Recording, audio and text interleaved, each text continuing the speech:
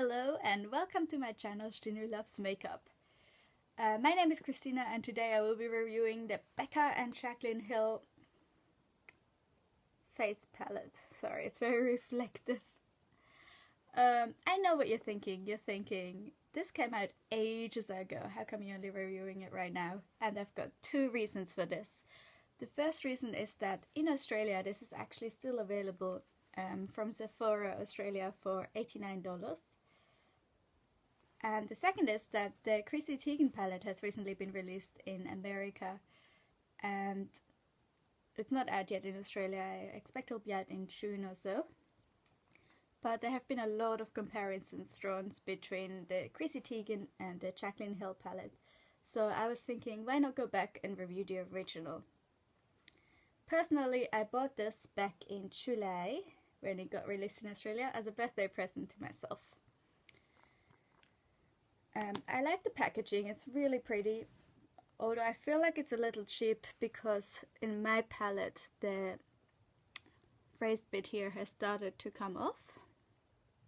I don't know if you can see that. So it's pretty, maybe a little bit cheap. Now on the inside there's a massive mirror and then, oof, so shiny, 3 blushes and 2 highlighters. I really like this palette. Now today I am actually wearing all of the products in this palette on my face, so if my blush seems a little bit much, that might be why. So the first blush that we have is Pamplemousse. Now Pamplemousse is supposed to be a matte, but it's almost a bit of a satin finish. It's beautiful. This is what I've got all over my cheeks basically, if you can see that. Now underneath, I almost like dripping, I have Amaretto, which is a bit of a darker and I think the most neutral of all the blushes. Now some people can almost use this as a bronzer. I find it a little bit warm for a bronzer. But yeah, I just use it underneath. Oof, light's going crazy today. Now on top of that I layered Rosé Spritz, which is this beautiful illuminated blush.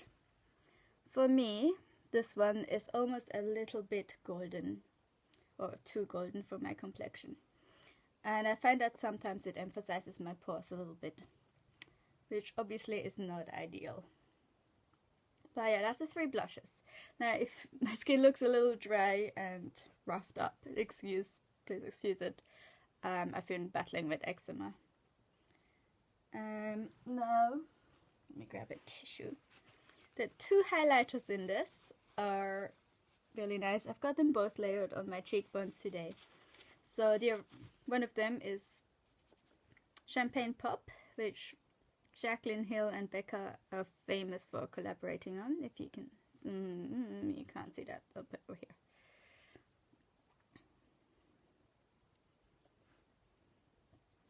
Now this, on me, is the more natural looking of the 2 blushes. It's a nice rose gold blush. Prosecco Pop, on the other hand, is much more of a golden color. So I have both highlighters layered together today. Prosecco Pop on me looks really obviously fake, like I've got layers of gold. So I can't really wear it by itself. If I want to wear it, I mix it together with Champagne Pop. But like today I've got it as an inner corner highlight as well, and that works quite well. So would I recommend this palette? I think absolutely. If you're in Australia and you haven't got it yet, and especially if you're a bit more of a fair complexion, because from what I've heard and from what I've seen, the Chrissy Teigen palette is more for deeper skin tones, which, like for me, I can barely make the Prosecco Pop work for me, so I don't think anything deeper than that would really work for me as a highlighter. The blushes look actually really similar to what is in here from what I've seen. Oops. So one of the blushes looks almost exactly like this. Now one of the highlighters in the Chrissy Teigen palette looks really similar to Rosé Spritz. So like I said, if you're in Australia, you can still get this for $89 from Sephora. And I think there's actually a sale on if you're a member. I think I got an email about it, but yeah, I'll put that in the description box below. So I hope this review was informative and you enjoyed it. And thanks for watching. Bye.